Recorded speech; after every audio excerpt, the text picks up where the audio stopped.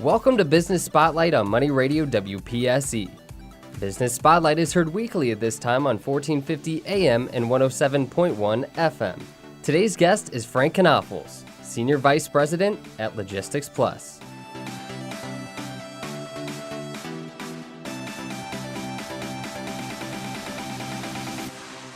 Frank, thank you so much for joining us. Could you tell us a little bit about your background and how you got to Logistics Plus? Sure. I have a unique background in the transportation and logistics space. I've worked in everything from railroad to air freight operations to ocean operations, and certainly now, in different areas on the domestic and international freight forwarding logistics operations as well. So I have a unique background in kind of all scopes and aspects of the businesses that we're operating here at Logistics Plus. So Frank, I believe LP purchased Horizon in 2011. What did that mean for LP? So yeah, absolutely. Horizon Logistics was purchased by Logistics Plus from Horizon Lines. Horizon Lines was an ocean transportation carrier that had built a separate logistics operation as kind of an add-on, bolt-on growth of revenue and profit, obviously, for the company. Due to some hard times, the company was made available for sale. So I had built Horizon Logistics with a team of great people, and it was an opportunity through some mutual friends that Jim Berlin and I were able to connect and kind of create something out of that was very positive, I think, both for Horizon Logistics and Horizon Lines, as well as Logistics Plus at that time. So what it meant was an opportunity, and I think maybe Jim and some of the other folks would be able to speak more to this as what it meant to them. What it meant for me was it was a great place for a lot of employees that we had hired and developed and trained in this logistics space to have an opportunity to continue their employment, continue with doing what they love to do for a company, and with a great team of people at Logistics Plus to support them as well. So we were doing business in all areas, from NVOCC ocean business to domestic freight forwarding and LTLs, which are some niche fit-ins here with Logistics Plus. We were doing a lot of project logistics in the solar space and larger project logistics business, moving tanks and other items. And we had created some fast-moving products from Asia on an international perspective. So we would do, we had created a project, we call it the 5-Star Express, where we had express service from Shanghai and directly into Dallas and a couple other markets, and we served a lot of, it was really interesting at that time, but a lot of the fireworks industry. So we were moving, on a 16 to 17 day service at that time, which was pretty unique, but from Shanghai all the way to Dallas. So we had a good piece of business on the fireworks, serving a lot of the domestic users of fireworks. All the amusement parks in the United States, you can't imagine how many there are. So we were doing a lot of that business as well. I would imagine that when Horizon was purchased, it was about acquiring good people as well as a very good asset, correct? Yeah, for sure. I mean, I thought, in that situation, I don't mean to, make this sound any more than what it is, but I obviously had a genuine concern for those people. I wanted them to be in a good place. I didn't want to just shut the doors of this thing that we had built that had grown into a pretty significant organization at that time. There were great people that we had on the team, and a lot of those people are still here today in some key roles for Jim and with Logistics Plus. And I think that was my number one. I know maybe Horizon Lines at the time had a bigger objective in terms of kind of delineating and separating itself from the business unit for other reasons. But my big objective of that, as the kind of the leadership of that, was to make sure that we had a great place for these people to continue and work. So it worked out perfectly with Jim.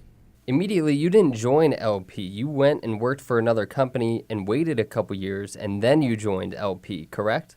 Yeah, so I did have to. I had an obligation to stay with Horizon Lines based on kind of a retention agreement and some different things, and I wasn't sure exactly what I wanted to do at that time either. I felt really comfortable with what we had done with Jim and Logistics Plus, so that made it easier for me kind of not to at least initially come along with that. And then I had some other great opportunities. I worked for another freight forwarding organization that was a really great company and was rapidly growing and expanding globally. And I had initially was able to work with them and kind of growing a region for them. And then I ended up taking over all of the ocean, kind of as the head of their global ocean business, and was procuring ocean services on behalf of the company and different lanes from all the ocean carriers and kind of supporting complementary products to the ocean services, as well as the growth of that, market for us, or that vertical for us on that side. And then I had another great opportunity. I was asked to play the role as a chief operating officer for one of the ocean carriers in the, at least in the Americas region. I had responsibility for them from Chile to, Canada to Chile, basically all the Americas region, supporting, Hyundai Merchant Marine at the time for a few years. So that was a great opportunity, working obviously with a global ocean carrier that was, one of the larger carriers, of course, at the time. But all these experiences are going to kind of contributory towards, the what I think is a value, I can add to not only what I do here at Logistics Plus, but with customers, when they have questions about, how does this work, or how do we do this, or what are the solutions that are available to us. I think that, adds my experience, even a little bit as it is, is kind of beneficial to help support their needs and concerns and questions. So, you work with a leading global co-working space provider, a huge fixture, furniture, and equipment client at Logistics Plus. What do you think were the deciding factors that an account like that chose LP as opposed to others in the logistics space? Yeah, I think we kind of a core kind of corporate character that helps us really from a relationship standpoint build into those services and provide, it's a kind of a solutions-based service. We are not someone that's going to walk into the door, as Logistics Plus and hand somebody a bunch of rate sheets and say, well, here it is. We're inflexible. Take it or leave it. This is the best you're going to get. Yes, you get advantage of all of us being this big provider, but we're just not that kind of a company, right? We believe really more in the human aspect and the relationship aspect of it. I do think we have, and things that we have built up over the time and over the last 4, 5, 6, even probably a longer time frame in terms of years, a global network of partners and agents that has helped us really be responsible and knowledgeable and experienced in markets where we may or may not have offices, right? But we have obviously knowledge and expertise by our dealings with those people in those places and those relationships that we have built that are attractive to helping companies that are growing, upstarts, and now even some of the largest companies and some of our customers are in that category and global on a global size, is the ability to translate that to results in those markets where they don't have any existing presence today. So I think what we're really trying to do is give them an avenue to do this in a very flexible, on-demand kind of basis. A lot of times our customers don't know exactly what they need, and they really don't have they have a plan to be somewhere, but they don't have a plan to really understand what they're going to do when they need to be in that market. And I think it's an opportunity for us when we do things like trade licensing consulting and other aspects that help them get into that market, understand what it takes to be in that market, and be successful ultimately in that market. One of the things that struck me when we started this series with LP was the culture of the company. And you've already alluded to it, but really it's about whatever is going to enhance the client, correct? Yeah, I think that's a great way to paint that picture. I think sometimes when you're having a discussion with a client, it's not about, sometimes they know exactly what they want, okay? And that's fine. We obviously are in this business to help make customers give them exactly what they want. Sometimes they have no idea what they want, and that's okay too. That's why we do what we do. Somebody asked me one time why I work in this field, and I work in logistics, and I work in transportation, rather than working for, in any specific vertical or, heavy machinery or, banking or finance or whatever the different things are. And I think the one thing that's attractive, and I think to people kind of young and old and what we learn in this space is, the best thing about this is we get to work with all different kinds of industries. It's not just about one type of industry. It's not just about being an expert in banking, or an expert in hospitality, or an expert in whatever those things are.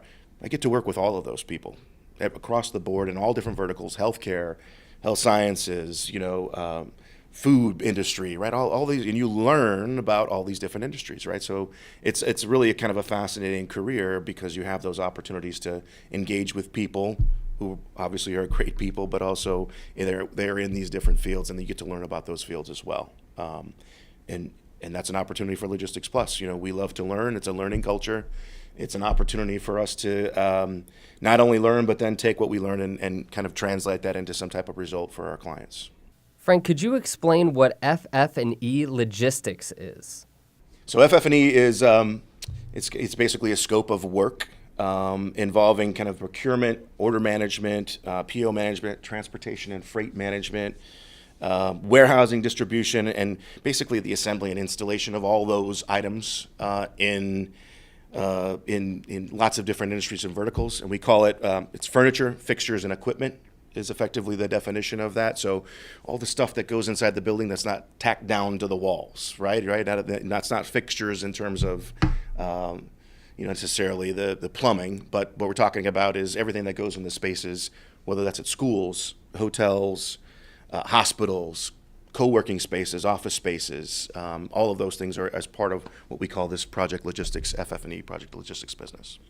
What is Logistics Plus' mission in providing FF&E project logistics services?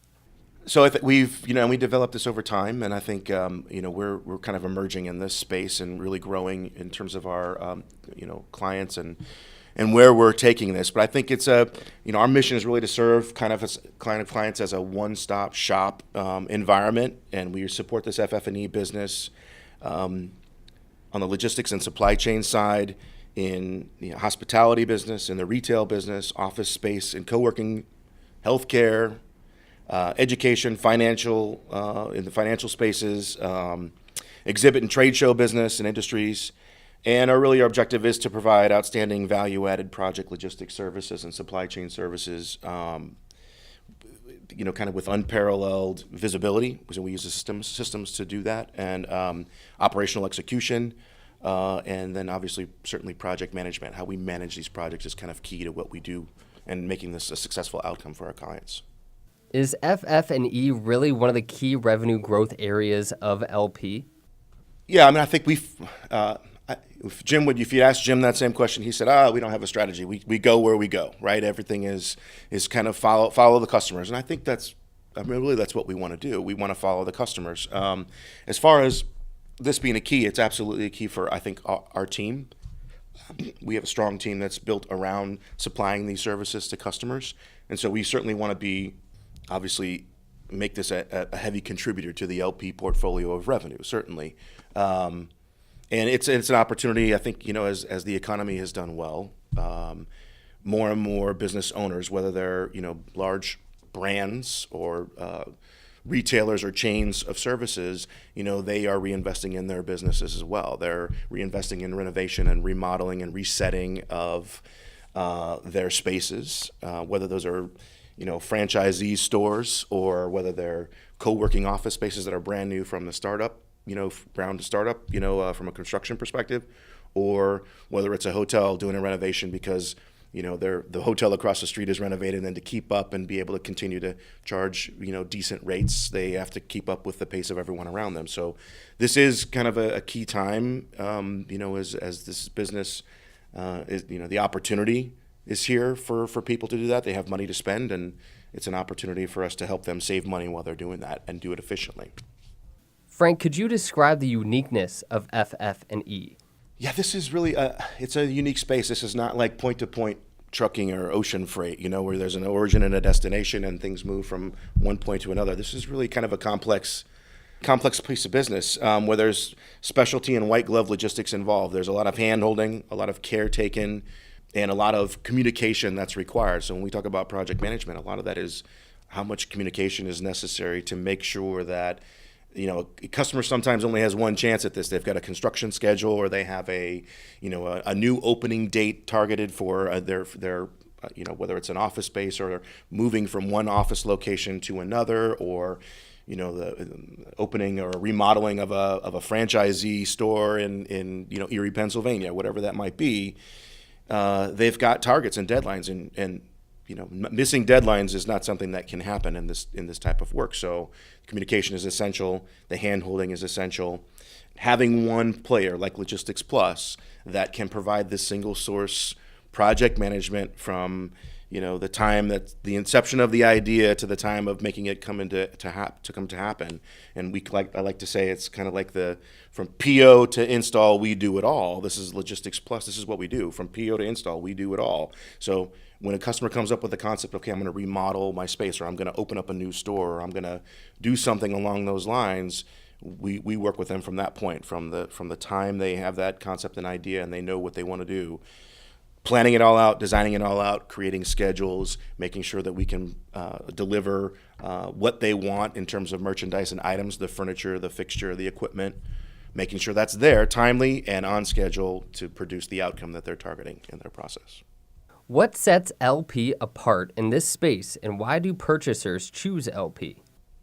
What we've done now is created really an amazing network, whether there are people in different parts of the world or our partners and agents in those parts of the world. So our global freight management and project management experience and capabilities, and the partners that we have chosen to help support this, kind of from a global perspective, is really key. Having access to markets, for somebody that's opening up in Thailand, as an example, for the first time and has never done business in Thailand, our team has the right resources and access points into that market to help them be able to do something like that. So our global freight management and project management is really key. The network of flexible warehouses and installers and distribution models that we have in kind of association with this global freight management network is key. That helps us deliver, again, not only what we design and plan, but we can actually deliver what the outcome is necessary for the client. And I think, going along to what we said earlier, we were talking about people and kind of the culture of Logistics Plus. I think most importantly, how we deal with our partners is just as equally as important as how we deal with our customers and how we deal with our people internally. Our agents and our partners are LP and vice versa, right? So, we create those kinds of relationships where, we have kind of unbreakable bonds with them. Obviously business is business, but at the end of the day, if you can trust and rely on that partner that's sitting in Bangkok or in Shanghai or in Karachi, India, somewhere, anywhere, right? Those things are important for us because we're in different places at all the time, right? We have people in Erie, Pennsylvania. We have people in Dallas, Texas. We have people in India. We have people in the UK. They have to rely on at least partners across the board, and so I think that's really a key part of what we do. And then finally, I think the solutions and planning design, what we do, how we do it, when we do it, the communication that we talked about earlier, that's really the key part of how we deliver this in this space. There's lots of people doing it. I think it's really a fragmented space. There's not one, kind of key dominating player in this space. I think it's, again, from a fragmented perspective, it's important for us to help kind of defragment that in some ways and provide that kind of stability of services for our customers. LP has been able to attain a great deal of growth in recent years. What do you do now to take it to the next level in the next 5 years? We always want to continually grow our business and find opportunities to do that. And we have customers, looking for us to do that on a regular basis. They come to us. There's some opportunities that I think we welcome wholeheartedly, and there's others that are not for LP, right? So you want to have partners that will work with you and really do a great job of kind of partnering. When I say the word partnering, I can use it as a noun or a verb, right? So you want to have a partner and partner in that process.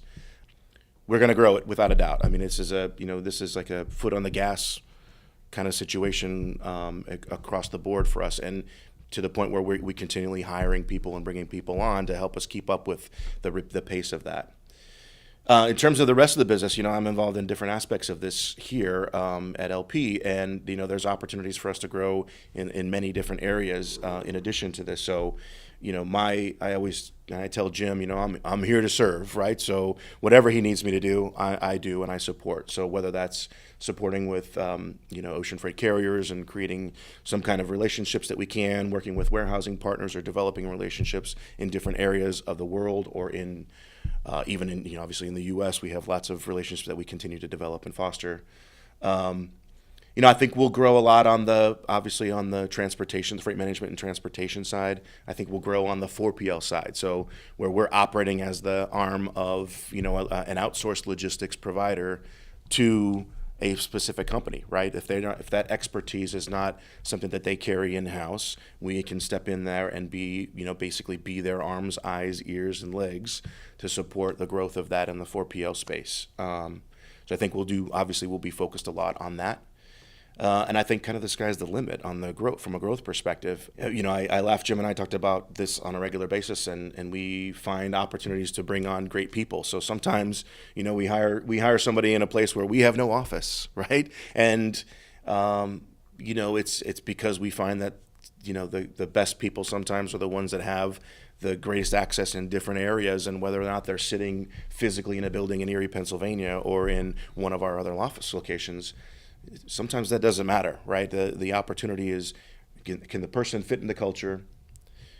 What do they bring to the table? What experiences can they bring, and how do we capitalize on those strengths, right? For that person and for the company. We from a leadership perspective, I think we believe in managing, working with the strengths of people.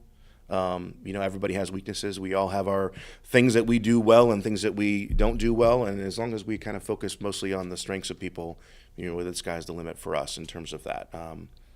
We'll continue to grow. We'll continue to, work closely with customers and hopefully do a great job for them across the board.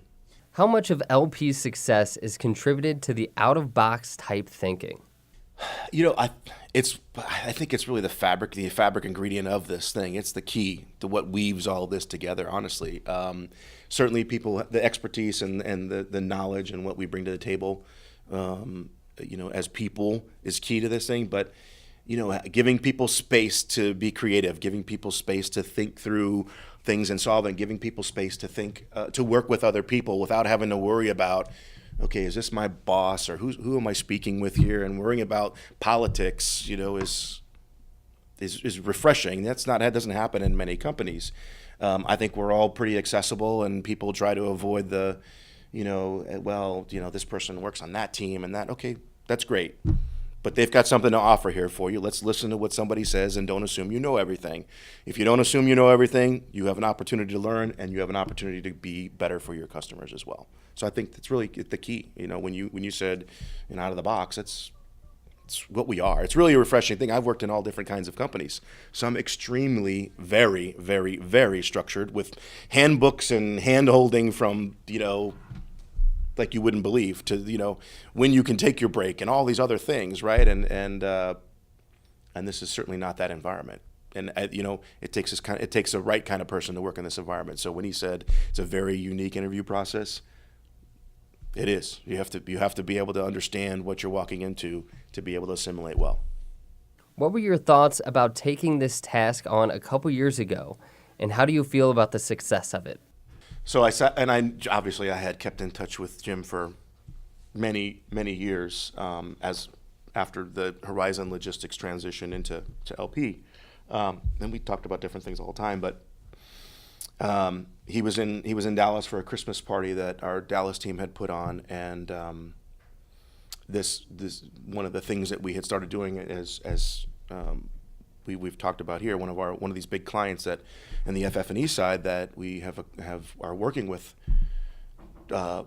Jim came to me and said, "This thing is insane. This is literally like trying to fix an engine on an airplane flying at 35,000 feet while it's moving."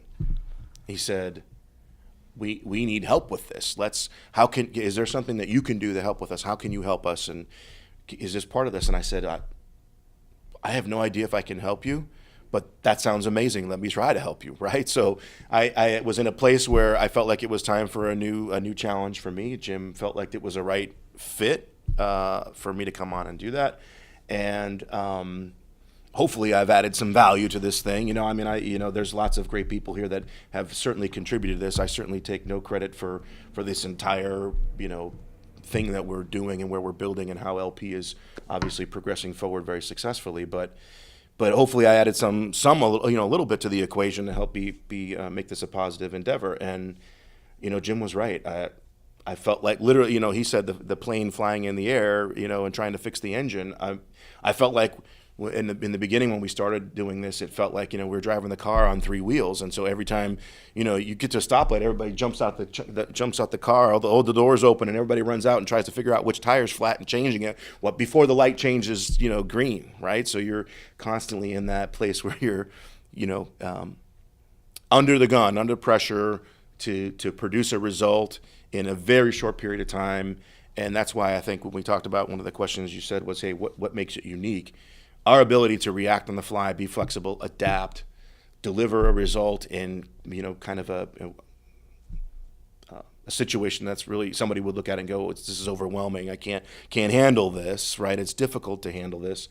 I think that's really what we've done here. And this, of course, I don't mean to make this sound like, life-saving activity, but certainly, this is a very complex supply chain in this business that we're talking about in the FF&E side, and having the right partner who knows how to deal with all that adversity is really key. Frank, thanks again for your time today. Any final thoughts?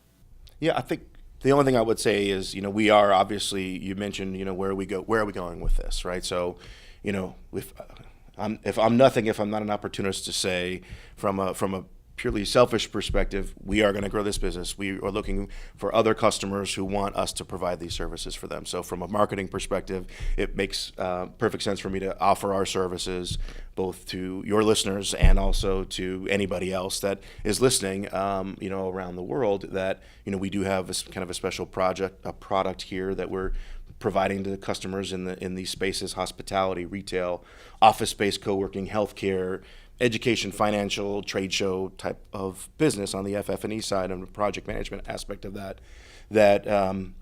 If you haven't tried us before, try us now. I think it's a great opportunity for us to work with different clients and provide them the great services that we've provided our clients so far. And Frank, how would somebody get in touch with you if they wanted to contact you? Yeah, I think it's easy to get in touch with us. We obviously, our website is we're going to undergo a little bit of a refresh on the project logistics side. So Scott Frederick will help us kind of reset the table on that. So finding us on the web is easy to do. Go to logisticsplus.net. You'll find us there, and then under project logistics or under FF&E management, we'll have a section that's easily accessible to learn more about our services, and also be able to get in contact with either myself or a few other key members on our team that will help the listeners reach out to the right people.